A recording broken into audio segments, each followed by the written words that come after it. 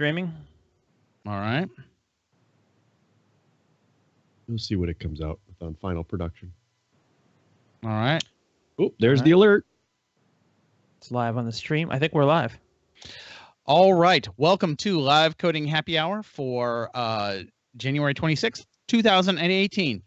Warning, head up. This is going to be a mess. So we've got everything about this is going to be a mess. So just be aware. Quick, let's go around the horn. I'm Dave Slusher, developer advocate. We have a special guest, first time on this. In the upper would right. that be my cue? Yes. Hello, everybody. I'm Kreg Steppe, senior curriculum developer in the training and certifications, not education services anymore. And I've also done a lot of orchestration stuff in PS. All right. And returning guests, we have Josh. Hi, I'm Josh Nerius. I am a developer advocate working for the developer program, at least as of today. I am going to just let everyone know I'm moving to something new, so I might be on live coding less than normal. But I'm super excited about it. Looking forward to sharing more about that in the near future. Janitorial services are, it's a good job too. It's a noble profession. Yeah. It is, and I look forward to being the best janitor possible. And then in the tiny window that I can't figure out how to change. Help me! This little icon way up in the corner. Hey, it's me, Chuck Tomasi. If I sound a little rusty and raspy, just getting over the flu. So happy to be here. And drinking beer is the best way to drown your sickness, I guess. Sanitize your cells. As you, Josh mentioned he's going to be transitioning out. That means I'm running the tool chain, and I'm an amateur at this, so that's kind of where that's what we're talking about with the sloppiness. Before we do anything, I'm going to get myself in position to kind of talk about and demonstrate some of the screen share. Let's go around the horn and talk about our beers while I get this ready. Let's start with Chuck. I've reached into the fridge and yanked out yet another Four Peaks kilt lifter. It's like 800 of them in there, I think. It's a never-ending supply. Well, all right, Josh, what do you got? So this is not the first time I've got the. Oh man, somebody corrected me on how to pronounce this last time. I'm gonna mess it up again. It's the Jojoveza Imperial Stout, inspired by Mexican hot chocolate from yum. Stone. Yes. All right, Kreg. I'm drinking H2O from the planet Earth. It's plentiful, and there's plenty. I can get some more in the kitchen. All right. And what I've got here is this fine Leinenkugel Snowdrift Vanilla Porter. So it's a good winter brew. I usually have one of those every winter at some point or another, and I'm having one right now. So Good Wisconsin brew. Absolutely. So let us talk a little bit about what we're doing here. We've on previous shows, we've developed the YouTube spoke for Flow Designer. We've talked about how we want to hook together various parts of this. Like we want the scheduling of the YouTube to happen automatically. And so that's a REST integration. And although we've still never finished closing the loop on that, that's kind of understandable. What we also want to do is, because the way we do this is we've got a Google Compute VM that's actually doing the Skype and the OBS and all the video magic. What we want to do is we want to be able to have a button on our ServiceNow instance that will spin up the Google Compute VM, which I believe should be a REST call, right, Josh? We should be able to do a REST integration like you do to AWS that says start this machine. Yep. Then when the machine's up, though, what we want to do right now is we have to remote desktop into the machine and do some stuff. That's the stuff I'm doing terribly right now. What we want to do is to be able to do all that stuff via orchestration. Now, freely admit, I know absolutely nothing about orchestration. I know That's what Craig's doing here. Yeah. Yes. Oh, look, I gotta go. Once it gets to like remote Windows execution, PowerShell, and things like that, never touched any of that. So I've done very simple workflowy kind of things, but I've never done any of the machine to machine kind of power. And so we're going to get a little bit of, we're not probably going to have enough time to get too far down the road while we still have Kreg, but we kind of want to talk through what we want to do, work through some of the issues, and kind of figure out where we want to go with this. Okay. So the use case is we will have ultimately our Flow Designer flow will spin up our VM. So the Google Compute VM will be up. Okay. Then what we need is we need to orchestrate the opening of Skype. We need to orchestrate the opening of OBS. And I don't know, explain to me, does everything that happens via orchestration, does it have to have a command line component? Is that how PowerShell works? Yeah. So you basically, just like probably some other things that you've done before, you're going to end up either having a PowerShell script that you'll put in a custom activity, you know, and you feed it some inputs and you're going to get some outputs. And in the middle there is going to be your PowerShell script that has the substitutions for all the variables. That's one way to do it.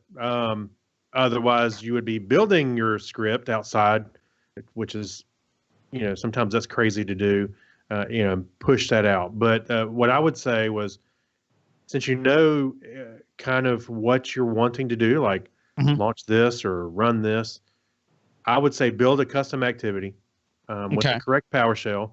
And to test your PowerShell, to make this a little bit quicker, rather than throwing things over the fence and then hoping you get back what you're trying, you know, properly, what I would do is I would remote into your Mid server, build the PowerShell script that works, and take that and then start putting that in a custom activity, and it'll be much faster. So this implies to me, so if we want to do things like, so we want to start this Skype call and invite the people that we want to do. So there has to be a command line command to do that to Skype, or else we cannot PowerShell that. Is that correct? Like PowerShell is kind of like, PowerShell is like the equivalent of doing an SSH command. Would that be right? Is it? Yeah. Well, no, PowerShell is a scripting language in itself, just like, you know, stuff you do in Bash, or I've done command line PHP, you know, stuff like that. You're gonna build a script that does things, a batch file, you know. So it's basically just a batch file, but PowerShell has a lot of stuff. Is it tied into the apps like Apple Script is, though, where you can start to manipulate the apps? It doesn't. It matters on Skype. So if you're going to interact with Skype, you need to make sure you have some PowerShell scripts that can interact with Skype. How does it talk to Skype? I don't know. That's a really good question. So to just start up a program, you can just call it, you know, start.exe. Or I'm sorry, Skype.exe, and run it. So in a lot of ways, PowerShell is your just like your command line that you used to have, you know, command line window where you would back a batch file, but you also have another layer on top where you have, you know, you can pull in modules to do things, and some of those things like here you go. Here's a good example. Rather than calling out and saying, "Hey, run this program," I had some PowerShell on the Mid server that you're playing with. It has the AWS PowerShell commandlets already on it, so I can just call it up, build a credential, and start talking to AWS. Spin up this, spin up that. It's already on there because in the nature it's a VM that is running in AWS. So like if you had to do something with Skype, you need to know how to interact with it with PowerShell, and there's plenty of resources online. And then we're going to remote call to your VM in the cloud and say run this script, and the script would be like start Skype.exe and do this and do that. It's kind of hard to explain, but am I making sense? I think that makes sense. And actually, while you guys were talking about that, I did a little bit of Googling, and there is a thing that says, "Can I run Skype from Windows Desktop from the command line?" And this is actually from Skype. And you can, and they actually have some command line arguments like no splash, so you can hide the splash screen. Yep. There's a flag that says call to and name or number, so you could actually have it initiate a call on launch, which is awesome. So cool. This is promising. Yeah. Well, it's a Microsoft product, so I imagine it's pretty well supported under PowerShell. So Chuck mentioned AppleScript, and this would be, so I would be much more familiar with AppleScript than PowerShell, right? And so, but like in AppleScript, those applications have to basically expose hooks, and that's, you're saying the same thing. Like PowerShell there has to be a hook to PowerShell that says this is an available functionality and here's the parameters, here's the function name, and the parameters I'll take, and et cetera. Well, et cetera.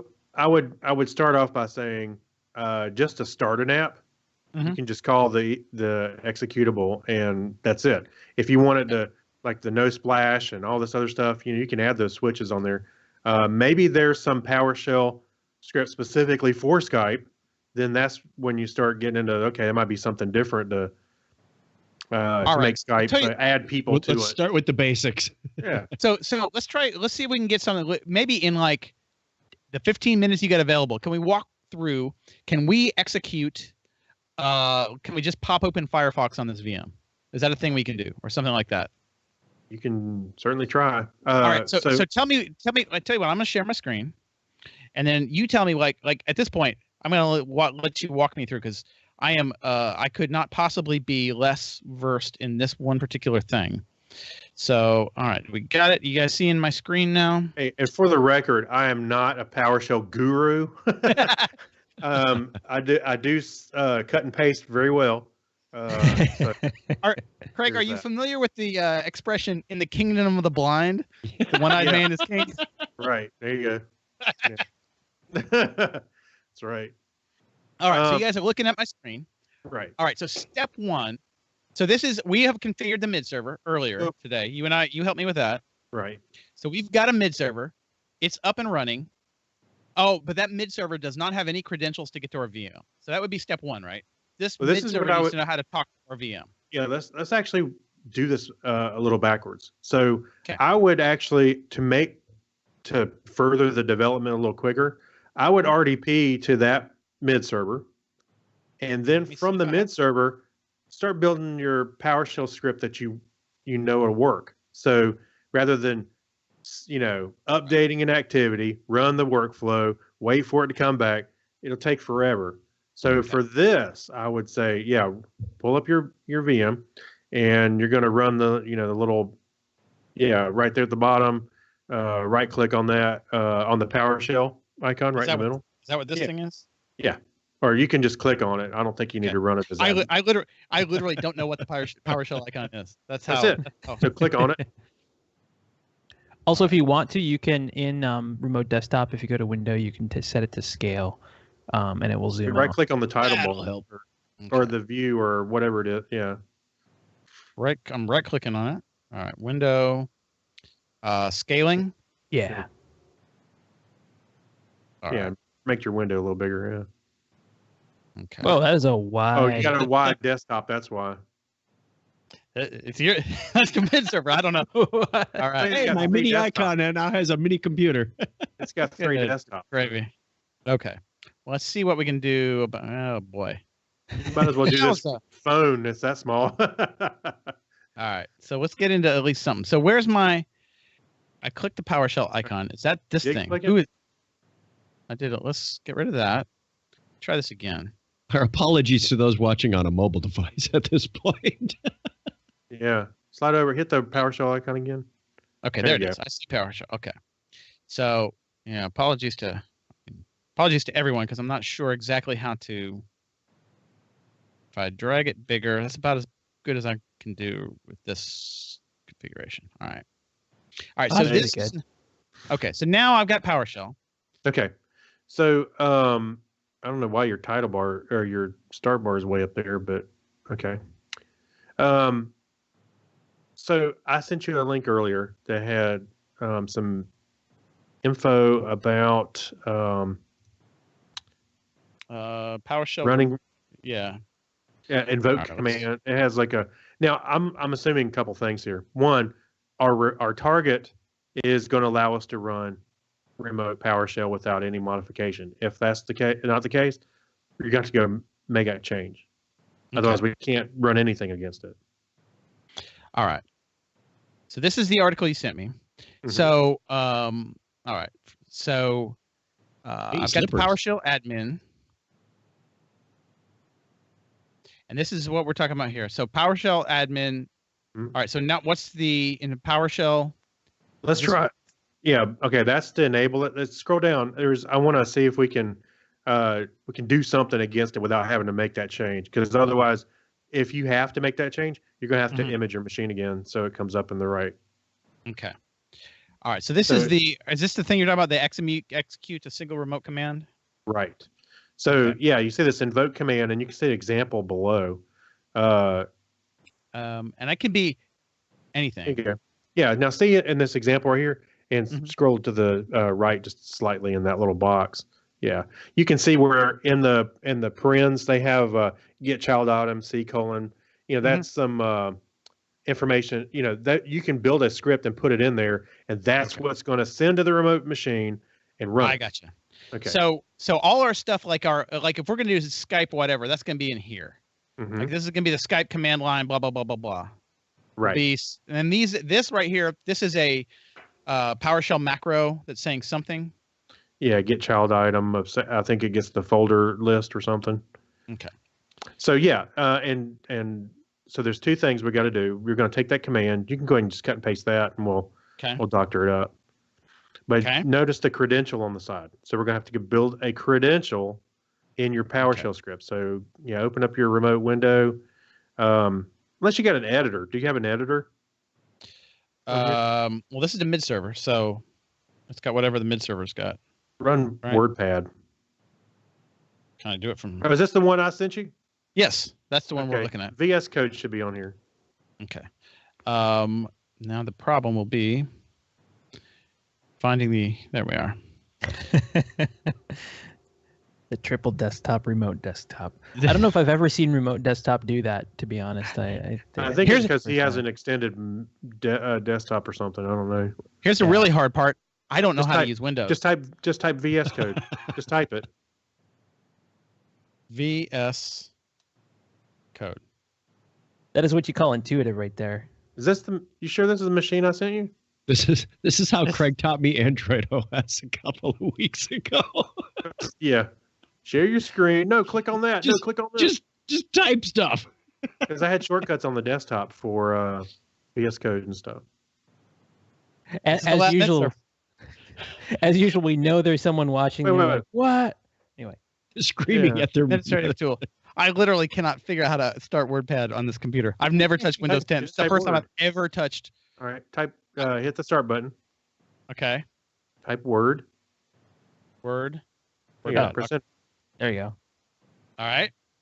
Okay, so over on the side, yeah, let's pull that over. So paste your command that you had in there.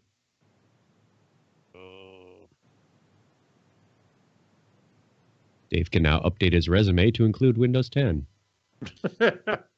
And PowerShell. We actually had this discussion yesterday. How I'm happy that I can in good faith tell my whole family that I don't know how to do the thing that they want me to do. Right. Okay, so push that line down a little bit because we're going to have to build the credential. Okay. To build see if it's in that article, because we're going to put a couple lines in there. We're going to build a PowerShell credential, and then you'll be able to reference it. Yeah, here you go. It says enter credential. Scroll down a little bit further. Keep going. All right. Anyway, if you I try to run this, it's going to pop open that window. Yeah. Right? Yeah. All right. So let me change. That might be good name. for right now. That may be all right. Let me change it to the correct name. This is where hopefully do my best to not expose anything we don't want to see. All right. You're gonna end up seeing it.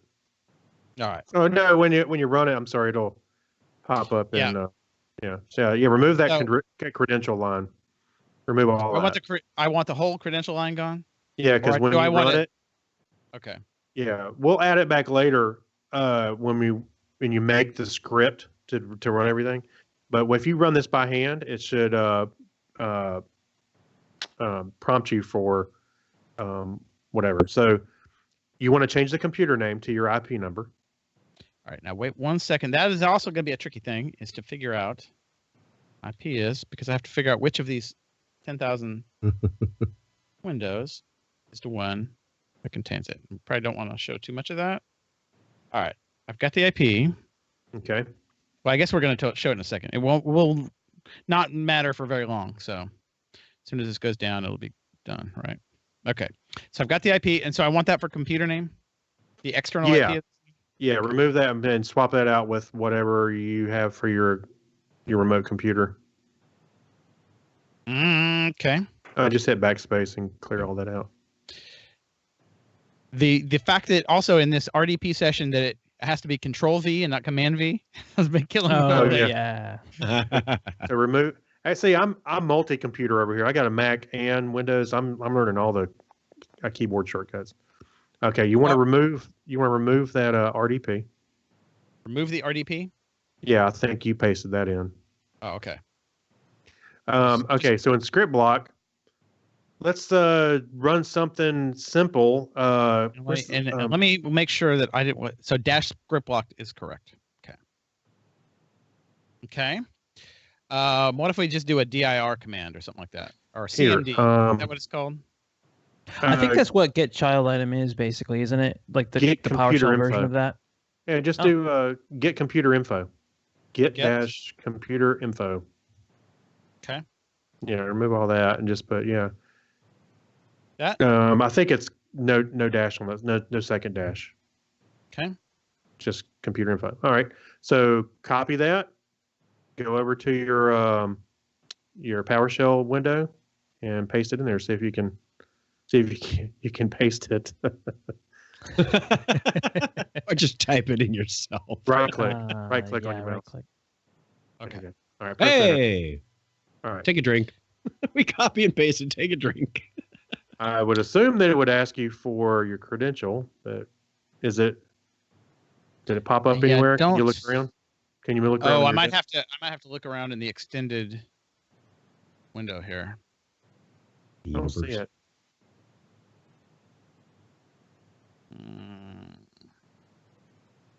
I'm worried about actually losing the whole window. I don't see it anywhere. Oh, there we go. We got a whole bunch of red ugly text. All right. Oh, what did it say? Saying failed with the following error. WinRM cannot complete the operation. Verify that the specified computer name. So it's basically failing to reach the machine. Is that correct? Yeah, and see, that's the other thing. What firewall or restrictions do you have on the going from here to there? This may not be. This may not be. So Google Compute may not be exposing this. I'm guessing they just have RDP open or something like that. Well, it depends. You can go and look at your Google Compute page and see what restrictions. I know I can do that now. AWS, I can say, poke this firewall, poke this hole through. Yeah. Okay. Would it make sense to run this against the private IP of just the lab machine for now? So we're basically not going to the actual VM. We're just going to the local VM. Yeah. Back to ourselves. What if we just let's just do it right here. Yeah. Yeah.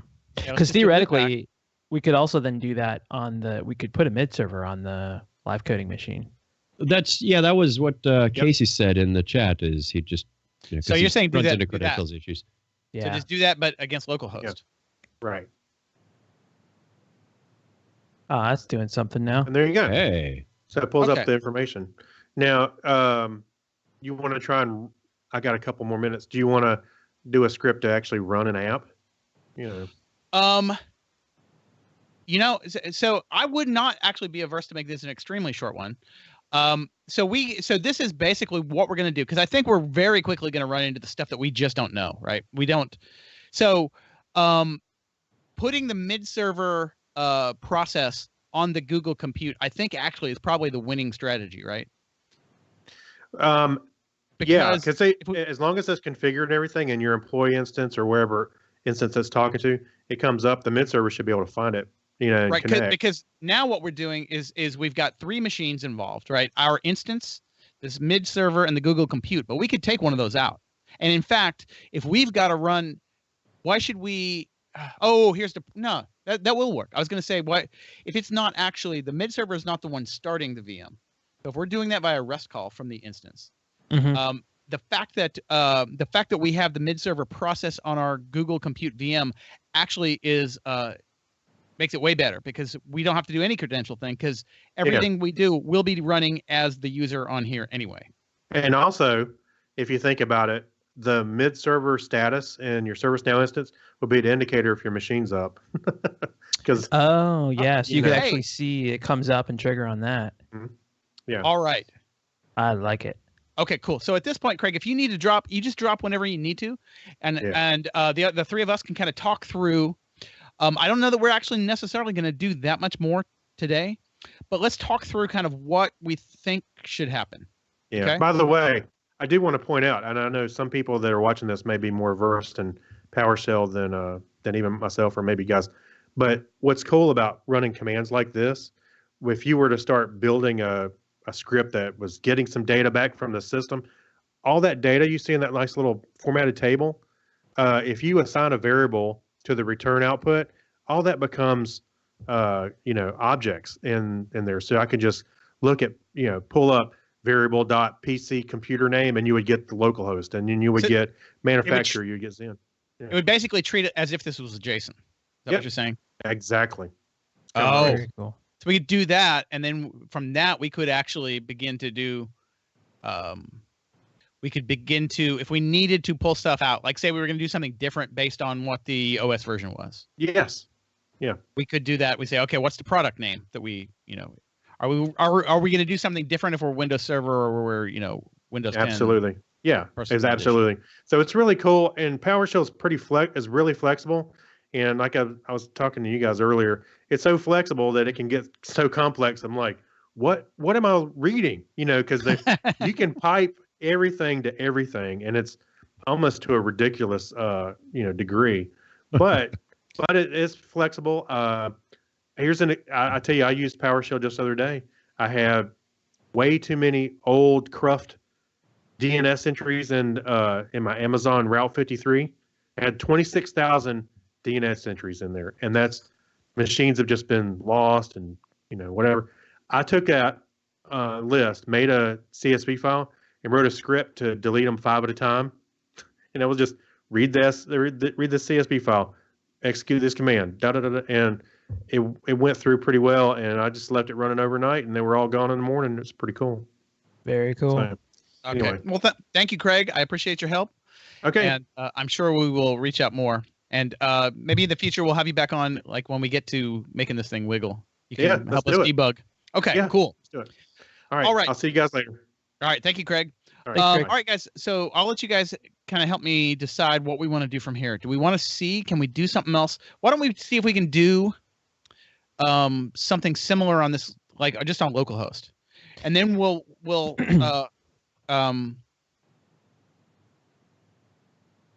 see. Then our strategy will be like in the off week, we'll install the mid-server process on this Google Compute. Okay. Which I like. Frankly, I'm so unversed in mid-servers that never even for 1 second was considered to me as an option. Is like, the fact that now the instance actually has a direct way of interacting with the VM, and we don't have to do any network weirdness. It'll actually go the other way. It'll call back to our instance basically. It wasn't the point to use orchestration to fire up the VM. How are you going to run the mid server on the VM if the VM is? Well, Google Compute, I believe, has a REST API that will let us start it. Like AWS for sure. Oh, okay, sure. Yeah. One REST API call to start the VM, and then when the mid server's up, then we have orchestration to do the Windows stuff on the machine. That's what we want to do. That's exactly the recipe that Casey had written in the chat. Great minds think alike. We are on the same page. That is good. You've been validated. But because otherwise we would just basically be making REST calls from orchestration, which you can do, but there might be easier ways to do that. Would it make sense to maybe try to kick off an application? Let's let's figure out the PowerShell to start. I don't know, Firefox.exe or. Let me double check and see if we can figure out what is on. Again, I'm not even sure how to tell what's on here. How about IE? PowerShell to open IE. Can we do that? Yeah, and that should just be like iExplore.exe. Okay. PowerShell, and to start, and people who are watching in the chat, if this is absolutely one of those ones where the people watching may know way better than we do. Okay, so this is like literally the top Google hit. I've been in the cloud too long. Oh, there was start process was the second hit too, which looked promising. Okay, Yeah, let's go to iExplore.exe is what Casey start validated. process. Start process iExplore.exe. Let's do the favorite activity of here, which is naively typing a thing. Start process iExplore.exe that we're talking about. Yeah. Yep. Looks right. Okay. Oh, Is it start? I think it's start dash process. Start dash process. Start dash process. Okay. and And this is where I might have to. it took a second or so before. Didn't die. Yeah, I also wonder if there's like an interactivity type thing. I wonder if you need to do, if you actually even need to do computer name localhost, or if you can basically just say start process iExplore.exe. Like basically that being the only thing that you do is just start process iExplore.exe. Well, let me do this. I also wonder if you're not starting it headless if you don't do something special. Yeah, or because you're doing it remotely. If that Hey, look at that. There you go. Patience, Padawan. There we go. So it was taking out the computer name, which would have, I guess, implied that it was remote, which who knows what context it's running under. So You just ran it on somebody's computer in Timbuktu.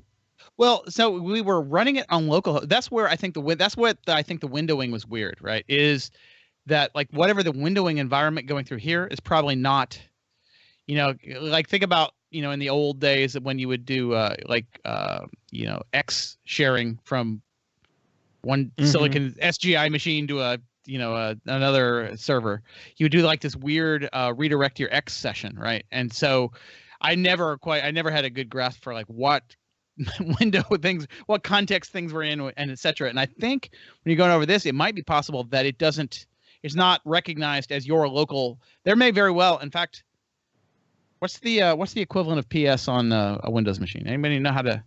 I think it's task manager. process list or something like that. If I come over here and we do task manager, we may have a iExplorer that's running. Because how here's how we can do that. Let's rerun that other thing. You might have to do more details and expand that too, and then I'll give you a bunch of stuff. Here's what I'm going to do is I'm going to run it again with the name and see if we get another entry on there. Because didn't I close? No, there may just be the one. That could be. That was, okay. It may be. Let's see. I'm going to close it. Wasn't that your local host one again? Yeah, I'm going to run localhost again. Let's see if it pops into that task manager. Oh, that was the wrong one. That was the...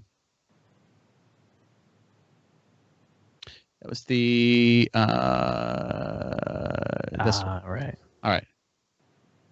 So this also might be not showing processes from all users. So try going more details and then go to in Task Manager. I think you have to in Task Manager. Yeah, in Task Manager you're gonna have to show more stuff. More details. Show all users. Oh, okay. And then I think you might even have to do more than that. So go to, well, it could be the background processes, but it could also be under view. You might have to, yeah. So here we've got, I guess maybe it'll flash up and off. I don't know. Yeah, I'm not going to worry about that because I think we really don't have to worry about it, right? When we, so all the stuff we want to do, the starting of Skype, the starting of OBS, really what we want to do is we want to have the mid server running on the VM. And we just want the unqualified anything. Yeah. And I guess you would also want that mid server running as the user we log into the VM as. So yes. Yeah, that would make sense. Okay, so this at this point is really kind of a configuration step of the mid server. And then the part that I don't know. So I guess we would walk it backwards. Like we would get ourselves some PowerShell scripts. So we do PowerShell hacking basically from the VM. And let's say we get it to where we can Skype, and so some people that I know may be getting weird automated calls from me. So let's say we did do that. We figured out the PowerShell to pass to Skype, et cetera, et cetera. Then we have to walk back, and then the next step is figuring out how you do it from the ServiceNow instance back to the other, back, I guess, through that mid server, which is a part that, again, probably a lot of you watching know and that I don't, is how you, at some point, that's like the orchestration PowerShell magic, right? Is you're saying execute this PowerShell against this mid server? Is that how it works? That's my understanding. Pretty much. Have you, Chuck? Have you done this in your? I have seen it done once. I have not done it myself. Okay, that's really is. So we have never shown a topic we knew this little about amongst all three of us. Usually, someone has at least some idea, but this is really speculative. But this is, we're kind of getting into that. I mean, we're, as far as I'm concerned, this is like way out in the, this is we're off the edge of the map from anything I've ever done before. Here there be dragons. It is exactly that case. We're about to fall off the edge of the world. And there's a ton of opportunity in this space too. So I think this is a good topic. Yeah. So I think, so getting back here, let us just poke through this a little bit and then we can kind of call it good for this day. Do you guys have a good feel for what it is you do to even invoke the PowerShell from here? Yes, from workflow. You go to workflow editor. So it has to be via a workflow. Orchestration is done through workflow. That's effectively what it is. It's your external integrations via the workflow. But there's not, like, the only place that lives is in the activity, the workflow activity. It's not calling another thing that's doing that, or? Correct. Okay. All right. So let's create ourselves a workflow, a little fake workflow. Let's just do a new one. All right. And so one of the things actually we realized when we were playing around with this is we had never enabled orchestration on this machine. Oops. Is it sort now? of a problem? It is now. Yeah, it is. It is now. And then, so just test. I guess throw that on the artifact. Yeah. Or if you throw it on global, I think you can run it on demand. Okay. Just by hitting the button. I'll just do global.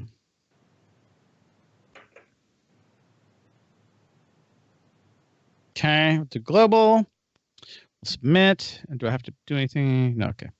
We submit. And let's just do.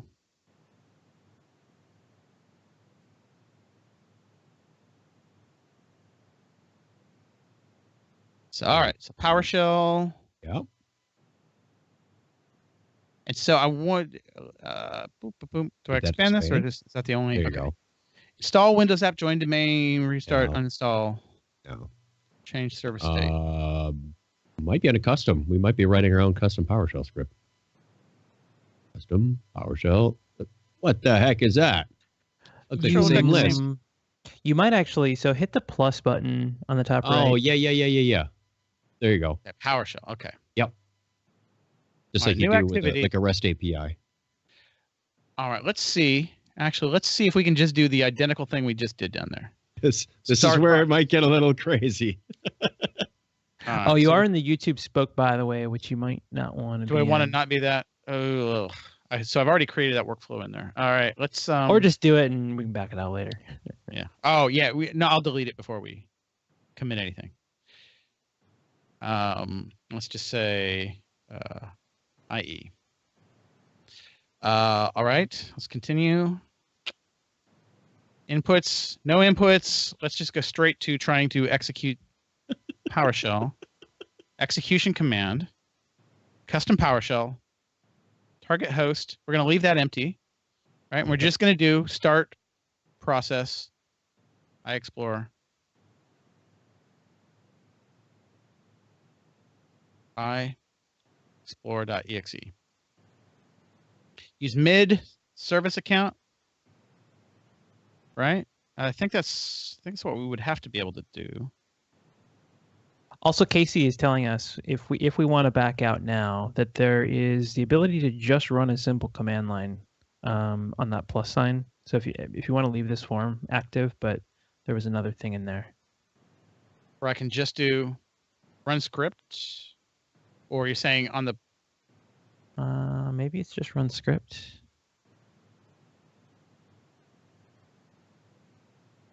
JavaScript probe. Yeah, I think Again, it's just run script. Okay, run script. Or that it seems like we're creating a run script activity. That does seem like a run script activity. Yeah. Well, interesting. Under script type, what do you have there on the PowerShell? Script type is custom PowerShell command, mid-server script file. Okay, got it.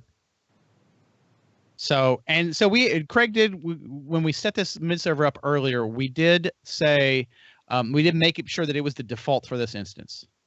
Okay, got it. So I'm going to say maybe, why don't we just see what that does? Make sure that we're not running it. Over here, did we shut it down? There's no IE running. Okay. Let's come back over here. Continue. Light the fuse and run. All right, we don't want to test inputs. Do I need to publish this, or can I execute this one activity without? Well, you're still defining the activity. You haven't placed it on. All right, so I have to. Okay. Let's save this activity. And then I think if I do test inputs, will it actually execute my script? Worth a shot. Let's try it. You didn't have any inputs though. Fill in your test value. Yeah, but I want to see, will it do the thing with test inputs? Oh, I see what you're saying. Maybe.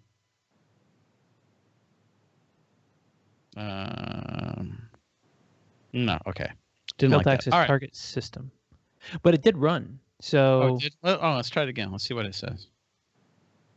I closed it too fast. and so it might be that it doesn't know. Check credentials. Maybe just settings. throw localhost. We might get back into a problem of like who it's running as, but Okay.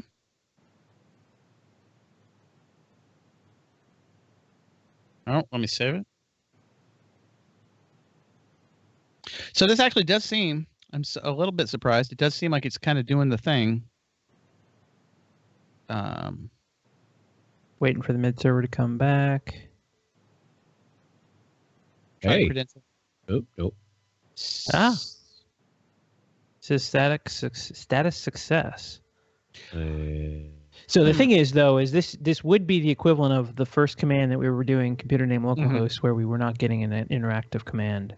But I feel like this is still, this is success-ish in that we ran the command on the thing. We just have to work out the specific switches and things that we have to pass to it.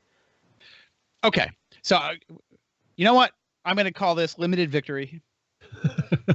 We have a status equal success. Yeah. Okay. That's good enough for me. Good enough for me this time. My needs are very limited to this week. All right. I'm going to stop sharing. We should go back to with Kreg gone.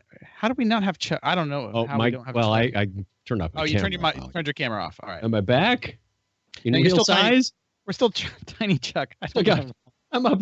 I've been usurped by the logo. What in the heck is happening here? There's Double click on not developers and then double click on it again, maybe. I don't know.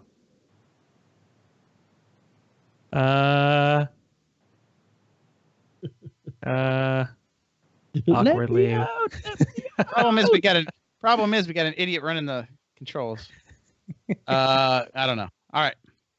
This is anyway. This is becoming next week's problem. Things to figure out about the new Skype. The new Skype actually did mess everything up, and this is not your fault, Dave. This is not normal. Thank you, Skype. And it's weird because my Skype view is so different than the VMs. So where we're at now, we kind of feel like like the Stephen Colbert with the truthiness. So we've achieved successiness. We've got something that looks a little like success without actually being success. So we actually, one of the nice things now is that I do have a strategy, which is an hour ago I had no idea where I would start. So I have a strategy. If I can so I can install the mid server, I have a concrete action to take. Make sure that I've got PowerShell on the Google Compute. And then if I can start walking the PowerShell commands from there in that console, I can start trying to do the stuff. Can I open OBS? Can I open Skype? Can I automatically open the group call that we already have? And then one of the nice things is we could start parameterizing that, right? Because we had the inputs in that activity. So we could maybe make that on the record of who's on the call, and then have it figure out, what their Skype IDs are, and pass that to PowerShell. So that's where it can get powerful in the future. Yeah, we could start out with something hard coded, to the three of us, and then begin from there. But then we could actually maybe try to dial that in better. We have to figure out, does OBS have any PowerShell hooks? If it doesn't, then we have to figure out the OBS command line, and can we do anything from the OBS command line? Like, can we start streaming from OBS from the command line? I don't know the answer to that. We have to figure that out.